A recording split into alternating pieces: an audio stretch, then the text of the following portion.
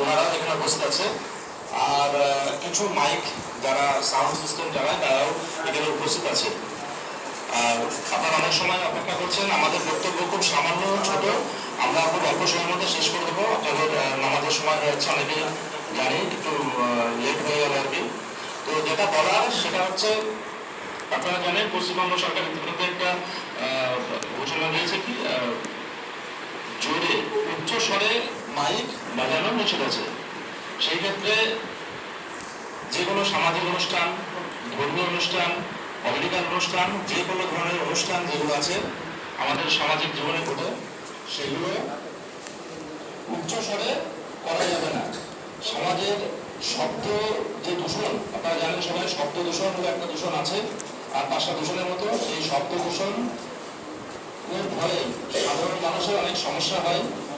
বয়স্ক মানুষ থেকে শুরু করে বিভিন্ন রোগাক্রান্ত মানুষের, সেটাকে মাথায় রেখেই সেই শব্দ দূষণ নিয়ন্ত্রণের যে বিধিনিষেধ আছে, যে ইনস্ট্রাকশনগুলো আছে, সেইগুলো মেনে আমাদেরকে পরবর্তীতে চলতে হবে।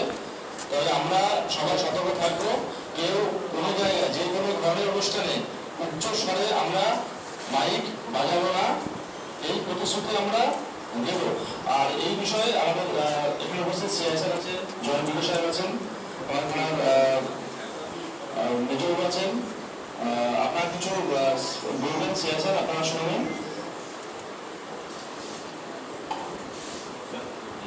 সবই আপনাদেরকে ব্রিফ করে দিয়েছি। তো ব্যাপার হচ্ছে যে পলিউশন কন্ট্রোল বোর্ডের সাউন্ড নিয়ে যে নিয়মাবলীগুলো আছে, যেখানে নৃত্য বিশেষে আপনার ধর্মীয় আচার আচরণ হয়ে থাকে, সেটা আমাদের হিন্দু সম্প্রদায়ের হোক, মুসলিম সম্প্রদায়ের হোক, জৈন সম্প্রদায়ের হোক, সমস্ত ধর্মেরই এখানে এই নৃত্য, পুজো আর্চনা, সংকীর্তন বা অন্যান্য ধর্মীয় আচরণগুলো হয়ে থাকে, সেখানে যে সমস্ত আমরা মাইকগুলো ইউজ করবেন আপনারা, যেগুলো নিয়ম দেওয়া আছে সেই মেনেই করবেন। হয়তো রেসিডেন্সিয়াল এরিয়াতে বোধহয় 55 ডেসিবেল, আর যেখানে নেই সেখানে আছে দেখে নেবেন। ওরা আমরা গাইডলাইনটা পেলে পরে আপনাকে পাঠিয়ে দেবো, পূর্বটা পেলে পরে সবাই মধ্যে পাঠিয়ে দেবো। এইগুলো আপনারা সবাই ধর্মীয় আচরণ করুন, যেন পরবর্তী অন্য কারোর ক্ষতি না হয়। এরকম করি, এগুলো আগে থেকেই নিয়ন্ত্রণ ছিল, তাও আবার নতুন করে আমাদেরকে আবার বলে দেওয়ার জন্য নতুন ডিসকাস আমাদের কাছে এসেছে, সেই জন্য আমাদেরকে আবার সচেতন করে দিলাম।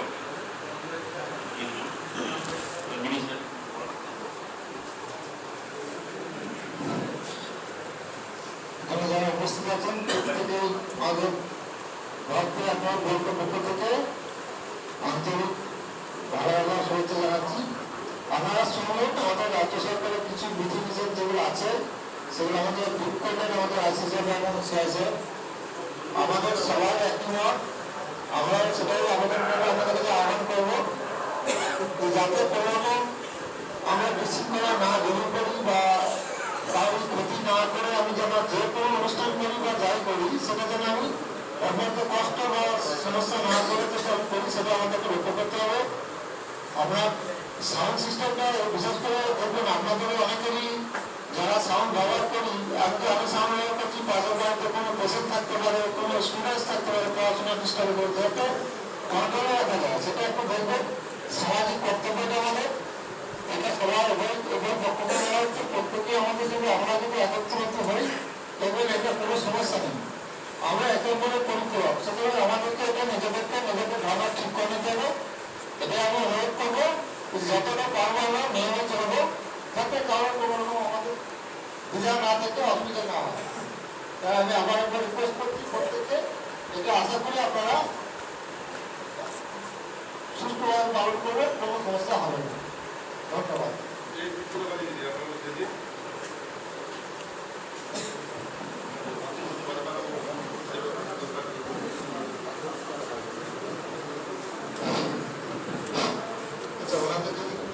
আচ্ছা, আপনাদের পক্ষ থেকে যদি কিছু বক্তব্য থাকে আপনারা আবার বলতে পারেন,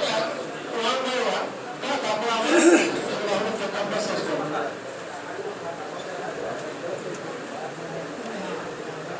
শ্রদ্ধেয় সিআই সাহেব, ওসি সাহেব, জয়েন্ট বিডিও সাহেব, উপস্থিত সমস্ত আজকের এই মিটিংয়ে যোগদানকারী ব্যক্তিকে আন্তরিক অভিনন্দন জানিয়ে একটি কথা বলছি। স্যাররা আমাদেরকে প্রত্যেক বছরই এভাবে ডাকেন। আমরা মানে যে একটা গাইডলাইন, মানে সরকারি তরফ থেকে প্রত্যেক বছরে একটা গাইডলাইন আছে এবং সেই গাইডলাইন মেনেই আমরা কাজ করি। ও গাইডলাইনের বাইরে দিয়ে আমরা কোনো কাজ আপনার করি না এবং আমরা যথারীতি চেষ্টা করব যাতে আমাদের মধ্যে আমরা হয়তো হিন্দু মুসলিম সকলে পরস্পর বাস করি, আর কিন্তু কেউ কারোর আমরা অসুবিধা করিনি, কেউ কারোর আপনার অসুবিধা করিনি, কারোর কোনো কাজে আমরা বাধা প্রদান করিনি। হ্যাঁ, এখানে আপনার হিন্দুরাও আছে, মুসলিমরাও আছে, কেউ আপনার বলতে পারবে না যে মুসলমানরা আমাদের কোনো অসুবিধা তৈরি করলেও আমরা বলবো না যে হিন্দুরা আমাদের অসুবিধা করলো। এখানে আমরা পরস্পর মিলেমিশে চলি, কারো কারো আপনার অসুবিধা করি না এবং আপনারা যে গাইডলাইনটা আমাদেরকে দেন সেই গাইডলাইন মেনে প্রত্যেকে আমরা পালন করার চেষ্টা করি এবং ভবিষ্যতে আমরা প্রত্যেকে সেইভাবে চলার চেষ্টা করব, যাতে আমাদের মধ্যে কোনো রকম অপ্রীতিকর ঘটনা না ঘটে, সমস্যা তৈরি না হয়। সেখানে আমরা যতটা আপনাকে সহযোগিতা করব, আমরাও আপনার প্রশাসনের তরফ থেকে বলবো, চাইবো যে আপনারাও আমাদেরকে একটু সহযোগিতা করবেন। এইগুলো আমার ক্ষুদ্র বক্তব্য করছি।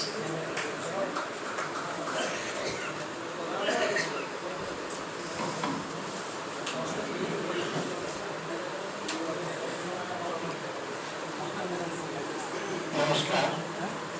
আজকে এই মূল্যবান সরকারি কর্মসূচি একটা বিষয়ে আমরা উপস্থিত হতে পেরে আমরা প্রত্যেকেই মনে করছি।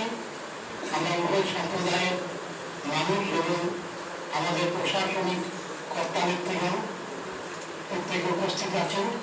প্রত্যেকের উপস্থিতিতে সাধারণ বিষয় আজকের যে বক্তব্য। তো আমি মনে করি ধর্মীয় যে অনুষ্ঠানগুলো সেখানে যে ধর্মীয় ব্যবহার আছে সেটা মেনে নেওয়া যায়, কিন্তু প্রশাসনে রাস্তায় ঘাটে যেভাবে ডিজেল ব্যবহার, এটা প্রত্যেকেই প্রশাসন উপলব্ধি করেছেন, আমরাও উপলব্ধি করি এবং সেই ডিজেল আওয়াজ সত্যি করে যাদের হাটের সংস্থা আছে ঘরে বসে ঘর খাতে সেই ডিজে পুকুরে এলাও এগুলো আছে, অথচ পাশাপাশি ডিজেল আছে। তা আমি অনুরোধ রাখবো এর পরবর্তীকালে ওই অতিরিক্ত যে আওয়াজ, যে আওয়াজ আমাদের হাটের ক্ষতি করতে পারে, সেই ধরনের আওয়াজ যেন না হয়, এটা আমি প্রত্যেকের কাছে মানে কাতর প্রার্থনা জানাচ্ছি।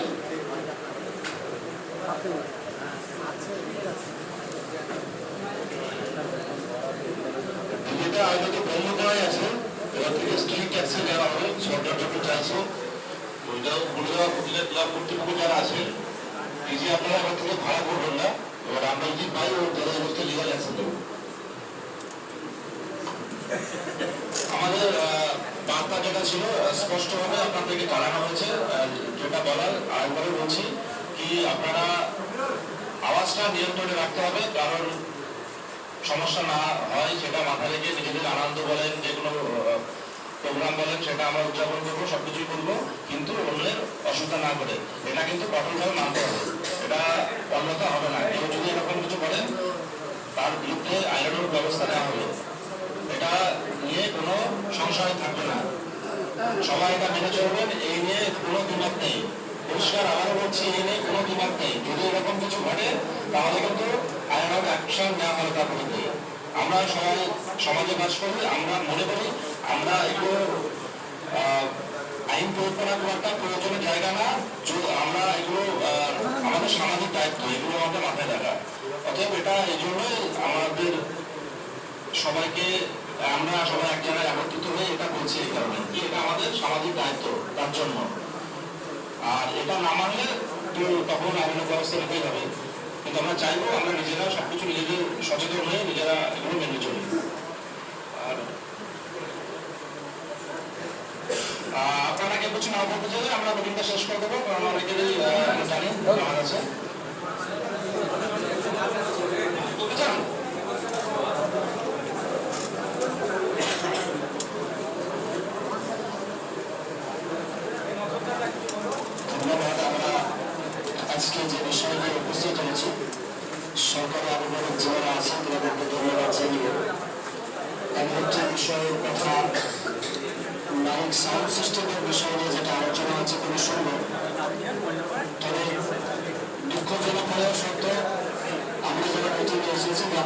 করতেছেন, সরকারি দায়িত্ব যারা আছেন, উঁচু ধরনের মানুষ এখানে আলহামদুলিল্লাহ আছেন।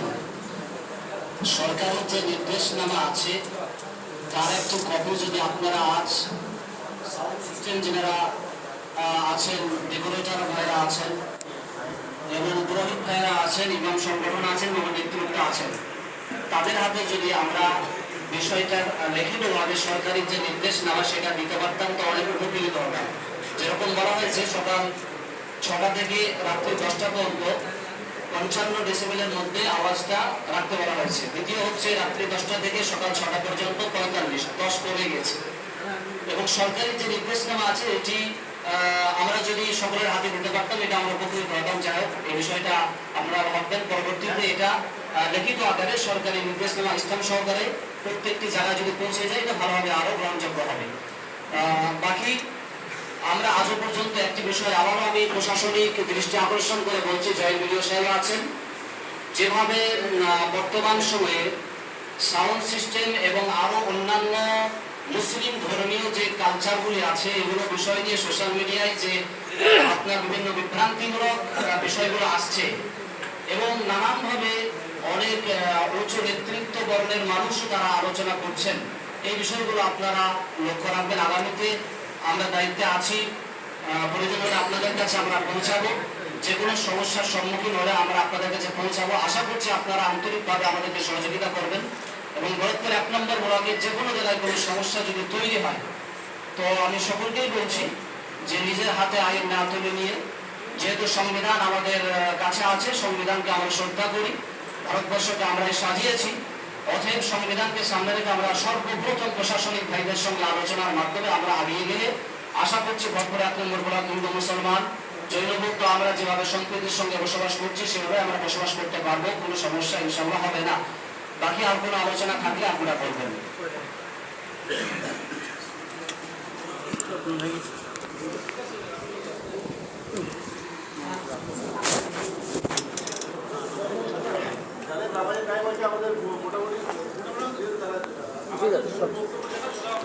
এখানে মোবাইল নাম্বার তো এটা মোবাইল নাম্বার, এটা ঠিক আছে। মোবাইল নাম্বার দেন কি মানে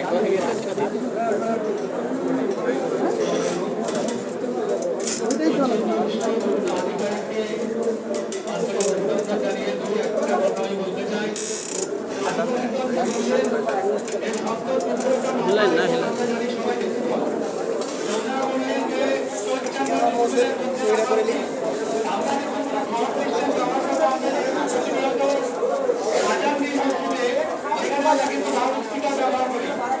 সেই তীব্রতা, সেই শব্দের তীব্রতা যে 55 ডেসিবেল আমরা সেটা জানি না।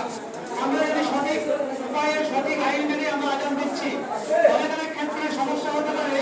হয়তো কোনো অফিসার বা কোনো আধিকারিক এসে বললো যে আপনার শব্দের তীব্রতা 55 ডেসিবেলের থেকে বেশি, তাহলে আমরা কি করে জানবো যে আমার শব্দের তীব্রতা 55 ডেসিবেল আছে? সেই মাপকাঠিটা আধিকারিকদের কাছে অনুরোধ করবো যে আপনারা মাপকাঠিটা নির্ধারণ করে দেবেন আমাদেরকে, তাহলে পরবর্তীকালে আমার কোনো সমস্যা থাকবে না। দ্বিতীয়ত, যে 55 ডেসিবেলের যে শব্দের তীব্রতা সেটা কতক্ষণ স্থায়ী হলে আমি আইনত অপরাধী হব, কতক্ষণ আমার বাজলে আমি আইনত অপরাধী হব সেটা আমাদের জানা নেই। সেটাও আমাদের কাছে একটু পরিষ্কার করলে অনেক সুবিধা হবে। অনেক আধিকারিকরা এখানে আছেন, অনুরোধ করবো তাদেরকে এই আইনে একটু বিশদ পরিষ্কার ভাবে আমাদেরকে বুঝালে আমরা অনেক উপকৃত হব। ধন্যবাদ।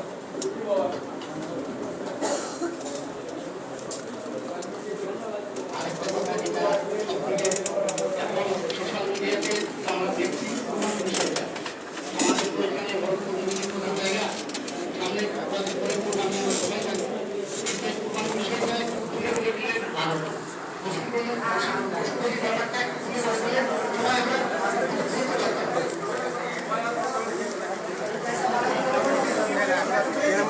আমরা আপনার নাম লিখে মোবাইল নাম্বার আর কোনো দিকে এসেছে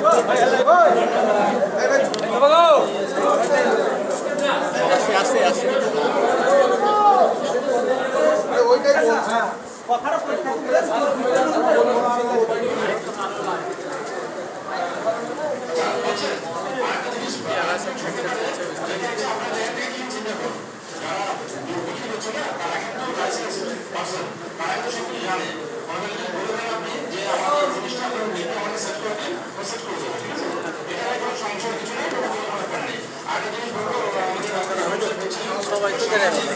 কোনো মাধ্যমে দেখে কোনো গুজবে কান দেবেন না। সবাইকে অনুরোধ করবো, কোনো জিনিসের সমস্যা হলে আপনারা ভেরিফাই করবেন, প্রয়োজন থানাকে জানাবেন, আপনার খারাপ মনে হতে পারে থানাতে জানাবেন। এছাড়া এই বিষয় আছে, আমাদের তো ওরকম আছে, দেখে দিলে ভালো হয়। অবশ্যই দেখবেন, কোনো সমস্যা নেই। কিন্তু সামাজিক মাধ্যম যেভাবে আজকে মানুষের দূষিত হচ্ছে, আমরা সবাইকে অনুরোধ করবো আপনারা এর থেকে দূরে থাকবেন।